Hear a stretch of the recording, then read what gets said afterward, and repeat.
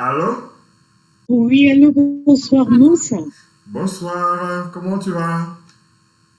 Parfaitement bien aujourd'hui, malgré le Covid qui sévit. On va bien. Ah ben, je m'inquiétais que tu as dû attendre longtemps et tu es parti, hein? Oui, c'est vrai qu'avec la reprise ici, on a beaucoup de travail. Donc, mais comme quand un sujet touche l'Afrique, voilà, c'est dans nos cœurs. Et pour nous, c'est une cause, surtout nous de cette génération aujourd'hui, c'est une cause pour laquelle on ne devrait pas se faire prier pour voilà, dire ce qu'on pense, partager son expérience et ses connaissances. Merci, merci d'entendre cela, ça me va droit au cœur. Alors, je vais te présenter comme princesse Agès, c'est ça? Princesse Agix. Agis, ok, voilà. Oui, Agix. Voilà. Tu es d'origine camerounaise et tu es basée en France. Tu es la Oui, présidente fondatrice de Princesse Agis Entreprise. Et puis, tu es oui. la CEO de Champagne Progen, c'est ça?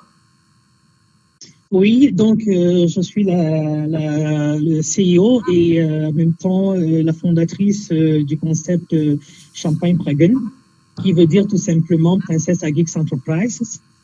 Donc c'est une société qui est basée en France et voilà, qui est une société française, mais qui a un esprit purement panafricain. Ok.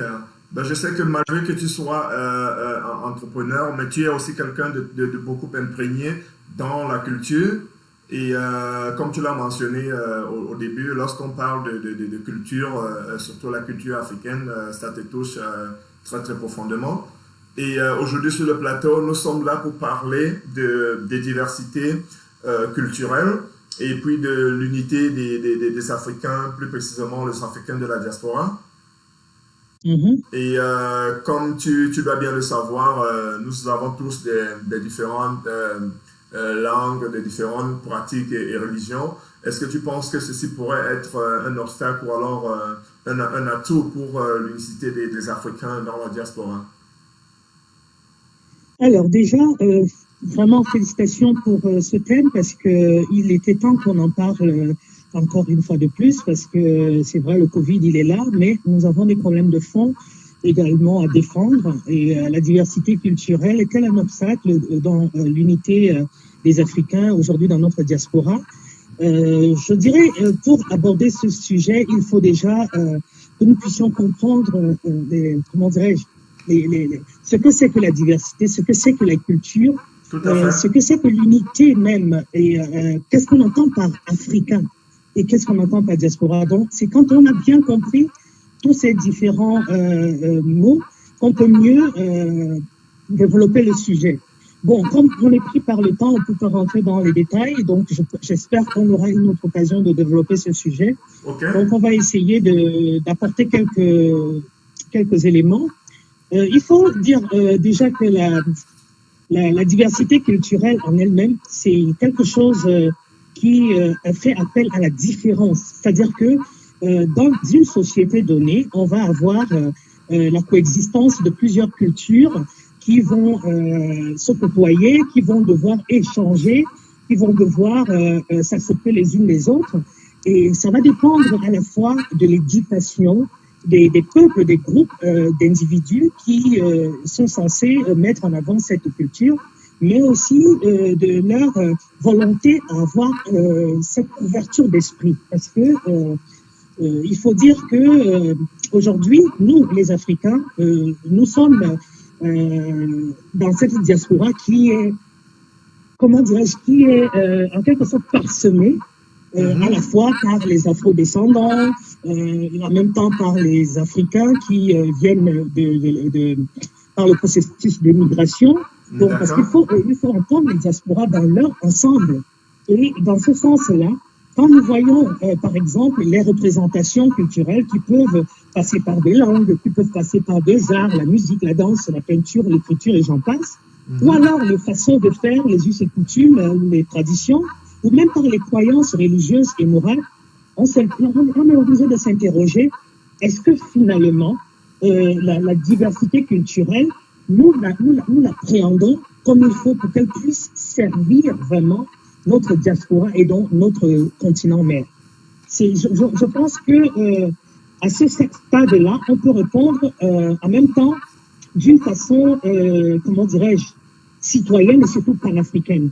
Nous savons que le panafricanisme, c'est quelque chose qui est très important pour que nous puissions bien comprendre si cette diversité-là nous sert ou elle ne nous sert pas. Parce que les gens qui ne comprennent pas, par exemple, que la culture, pour défendre la culture, pour la mettre en avant, il faut d'abord essayer de comprendre que c'est un moyen de communication, c'est un moyen d'échange, c'est un moyen de développement. La culture est à la base de tout développement. On n'a qu'à voir les autres peuples, comment ils se comportent. Donc, ils mettent leur culture en avant. Et alors, si tu me permets juste une petite minute, j'ai une question qui va avec ce que tu es en train de dire là. Il y a, tu m'entends? Oui. Ok, il y a Marie Fadiga qui nous dit que la diversité de cultures devrait plutôt être célébrée au lieu d'en avoir peur. Qu'est-ce que tu en penses? Ah oui, je suis totalement...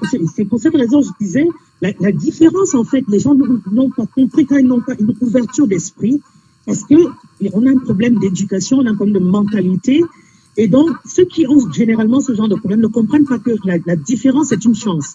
Nous avons un continent comme l'Afrique qui compte près de 2000 langues, donc la langue étant déjà un des éléments, je dis bien un des éléments, parce que la culture a plusieurs éléments, donc un des éléments de la culture. Mais imaginez-vous, moi qui suis actrice culturelle, parce que je suis dans la musique et dans d'autres domaines de l'art, je chante, je compose mes chansons avec plusieurs langues, à la fois africaines et des langues occidentales.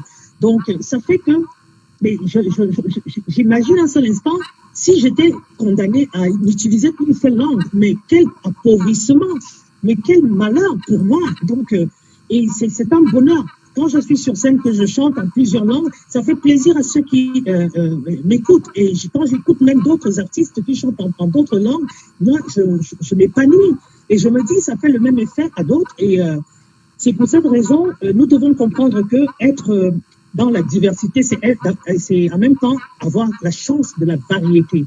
Et cette variété-là doit pouvoir nous aider à pouvoir non seulement travailler l'importance de la question, c'est-à-dire que ça nous aide à non seulement à travailler notre adaptation au groupe et au peuple, mais aussi à l'évolution des peuples selon leurs besoins, à l'épanouissement, voilà, dans un esprit beaucoup plus ouvert, parce que ça nous aide en même temps à transcender les valeurs fondamentales de la vie de notre société qui tourne autour de plusieurs éléments, sur le plan économique, sur le plan politique, sur le plan social, ainsi de suite. Or, tant que nous n'avons pas compris que c'est une force d'être divers, tant que nous n'avons pas compris que pour cela, les acteurs culturels, les gens qui organisent des événements culturels, qu'ils soient professionnels ou pas, gagneraient justement à ouvrir leur culture à d'autres. Parce que c'est comme ça justement qu'on se développe et on apprend plus de quelqu'un qui est différent de nous que de quelqu'un qui nous ressemble. Donc, c'est une question fondamentale et je pense que nous, dans la diaspora aujourd'hui, étant donné que cette diaspora-là, elle est très plurielle aussi, nous avons nous avons un très grand défi, un très grand challenge, c'est de faire de cette diversité culturelle notre atout majeur pour relever l'Afrique. Donc, voilà un peu, si je puis m'exprimer ainsi, en fait. Nous avons 54 pays en Afrique et nous avons des dizaines de millions de descendants d'Afrique qui composent cette diaspora africaine aujourd'hui qu'on appelle encore la diaspora noire. Donc, et dans ce sens-là, il y a un monsieur qui est intervenu, là, il a dit des choses très intéressantes, comme bien sûr mes prédécesseurs également. Oui, mais Patrick il faut que nous comprenions que l'amateurisme ne nous servira pas dans cette notion de la diversité, parce que c'est un atout majeur pour notre développement à tous les niveaux. En tout cas, Princesse, merci franchement. C'est moi qui te remercie et je remercie également tous les panélistes qui sont intervenus. Et c'est avec plaisir, tu sais, où me trouver en tout cas. Merci beaucoup. On aura l'occasion, on aura l'occasion. Je sais que tu es quelqu'un, non seulement tu es dans l'entrepreneuriat, mais tu es aussi beaucoup imprégné dans la culture. Et je pense qu'un de ces jours, on t'aura ici avec nous Mhm. au cours de l'une de nos émissions. Et je te dis merci beaucoup et tu dis bonsoir aux gens de la France là-bas, de ma part. Merci également à toi et puis bonne soirée à tout le monde et restons solidaires et actifs surtout. Merci.